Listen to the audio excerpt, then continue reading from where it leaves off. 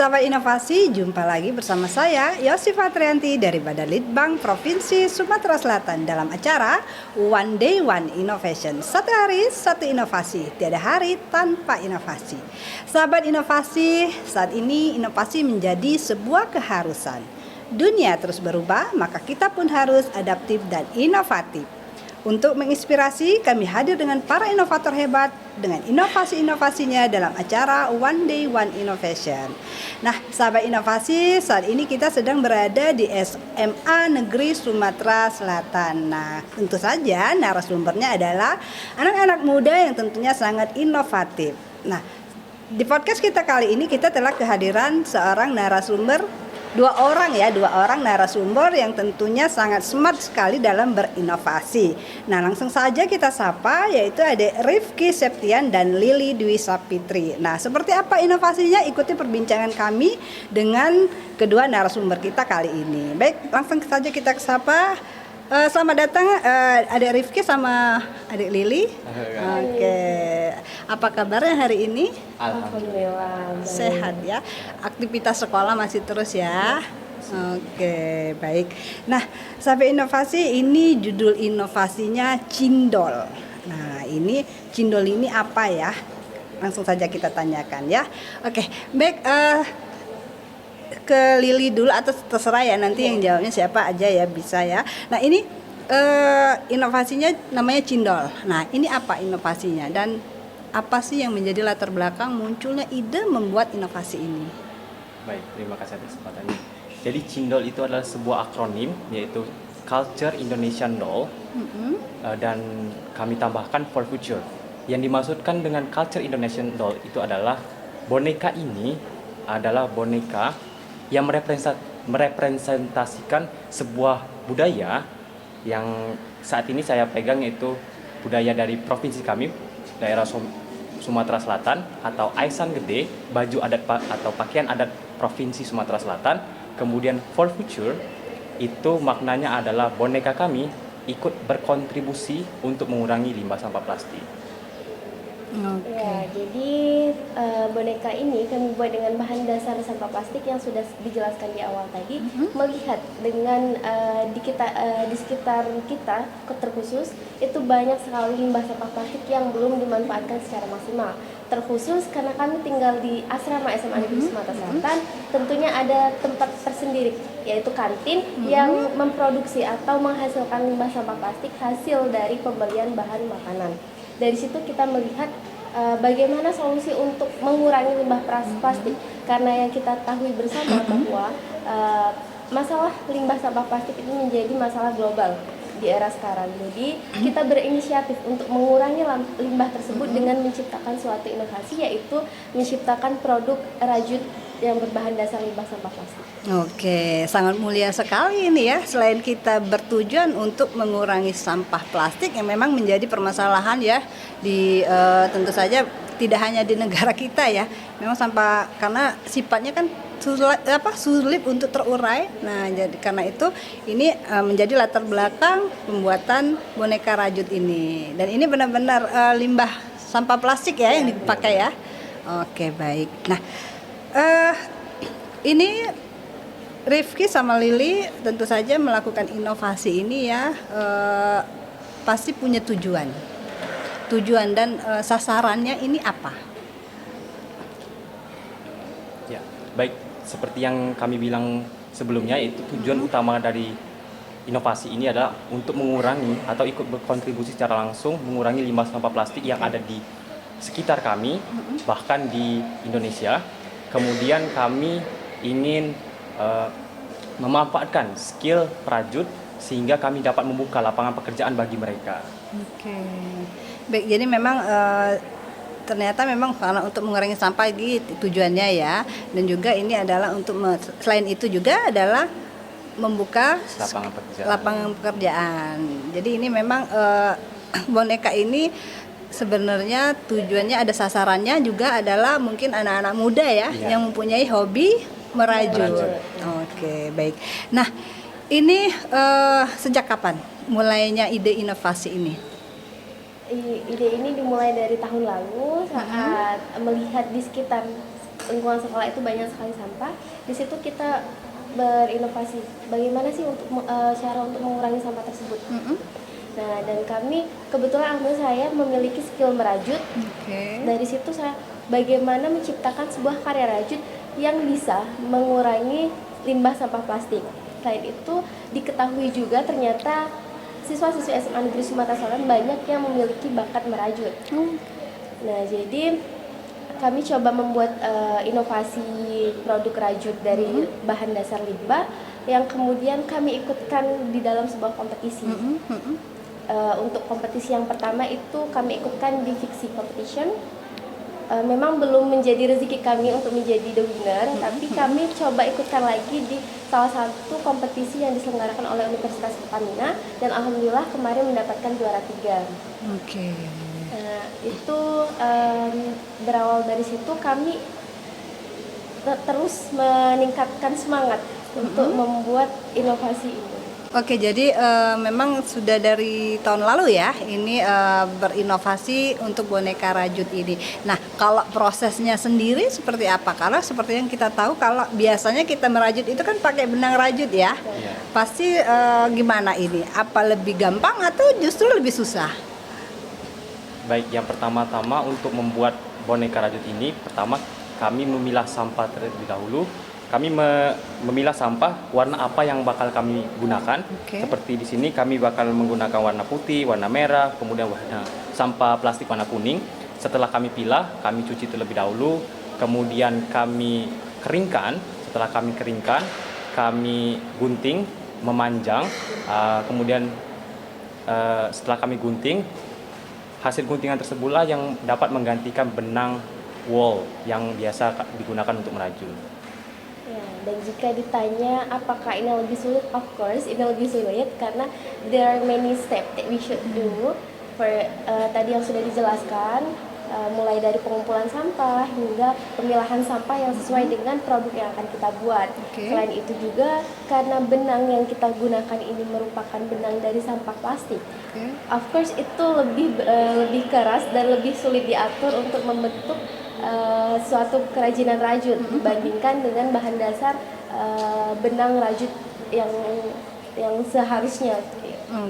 Nah, jadi tahu kalau benang itu udah otomatis lentur ya. Nah, apakah plastik ini ada tambahan zat kimia supaya membuat dia jadi lebih lentur seperti benang atau tidak ada? Untuk ini tidak ada sama sekali tambahan bahan kimia. Kita hanya memotong plastik itu berbentuk sesuai diameter yang bisa memudahkan untuk dirajut. Dalam hal ini kita memotong berbentuk memanjang dengan diameter 2 cm sehingga itu kami rasa cukup untuk membentuk dan mempermudah kami dalam membuat suatu produk. Nah, kalau alat-alatnya sendiri, apakah sama dengan kita merajut dengan menggunakan benang?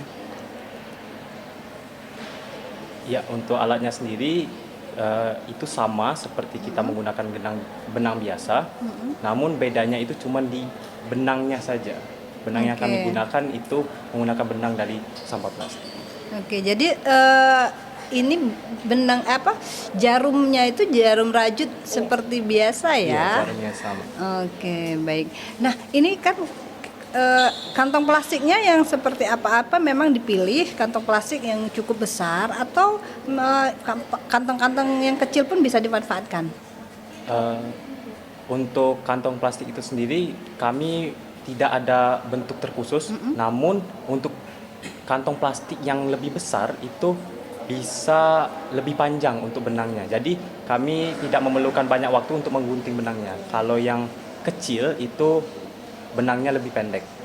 Dan juga untuk diameternya itu ukurannya berbeda karena kita ketahui bahwa bahan dasar plastik yang berukuran besar dan plastik yang berukuran kecil itu memiliki tekstur yang berbeda. Plastik yang lebih kecil itu memiliki tekstur yang lebih tipis. Oleh karena itu kita potong dengan diameter lebih besar sehingga yang dihasilkan itu juga rajutan yang sama dengan plastik yang berukuran besar. Jadi setelah digunting itu ada dipintal lagi seperti benang atau tetap seperti itu? tetap seperti itu, kita langsung merajutnya. Oh, langsung meraju. Jadi tidak ada proses pemintalan benang seperti kalau benang kan mesti Iya, dipulin-pulin dulu ya. Enggak. Biar dia bentuknya menjadi rapi gitu. Tapi ini langsung Iya. begitu digunting langsung bisa dipakai. Mungkin pemilihan besar enggaknya panjang atau pendeknya kantong plastik sendiri ini menyesuaikan juga ya, kayak misalnya kita membuat mata atau topi itu bisa menggunakan yang kecil ya, ukuran pendek ya, tapi kalau untuk membuat baju mungkin itu yang ukurannya Panjang. besar ya. Oke, nah ini berapa lama untuk menjadikan satu boneka seperti yang dipegang oleh Ade Refki ya? Nah ini berapa lama? Itu kami kemarin menghitungnya sekitar 5 hari karena Oke. banyaknya step by step yang harus kita lakukan seperti pengumpulan, terus juga pembersihan dan pemilahan sesuai dengan warna yang akan disamakan dengan produk.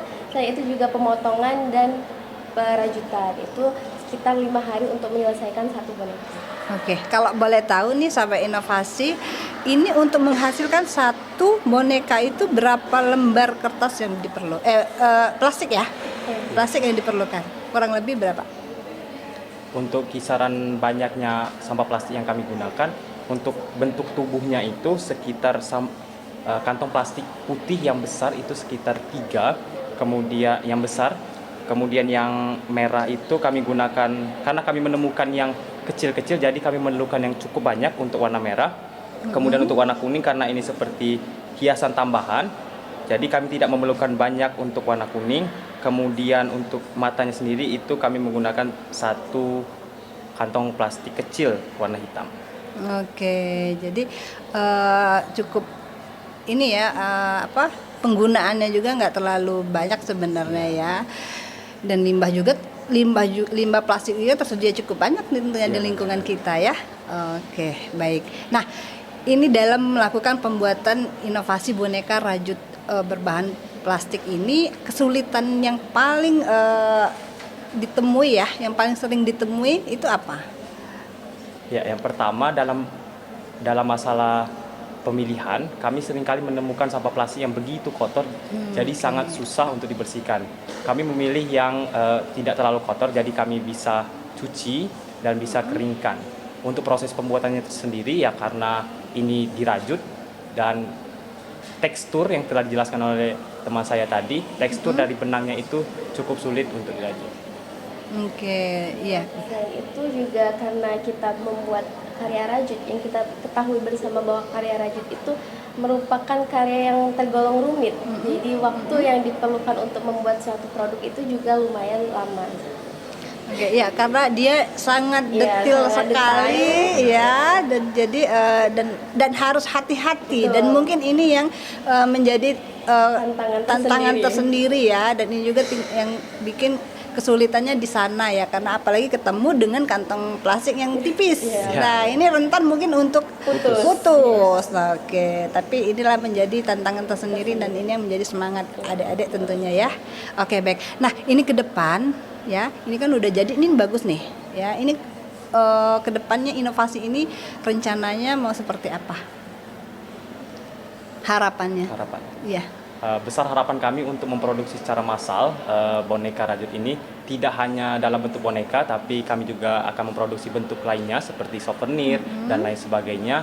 Kemudian karena kedepannya bakal memproduksi lebih banyak lagi, kami juga berharap untuk dapat membangun sebuah perusahaan dan dapat merekrut banyak atau menyerap banyak tenaga kerja.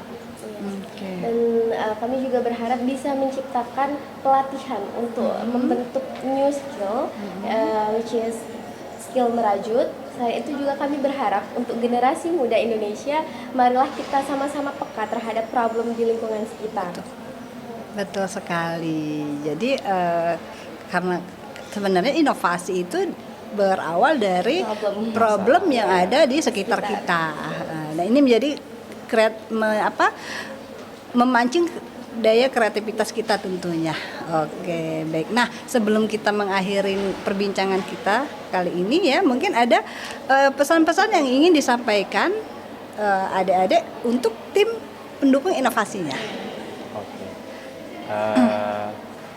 We would like to thank to government Sumatera Selatan Province, especially for our governor Bapak Haji Herman Deru SHMM, and the vice governor Bapak Mawardi Yahya, and also head of education South Sumatra Province, and also our principal Bapak Iswan Jati Kusuma SPD MSI, our beloved advisor Ibu Tias, and all of the teacher and staff of SMA Negeri Sumatera Selatan. and of course Balik Bangda.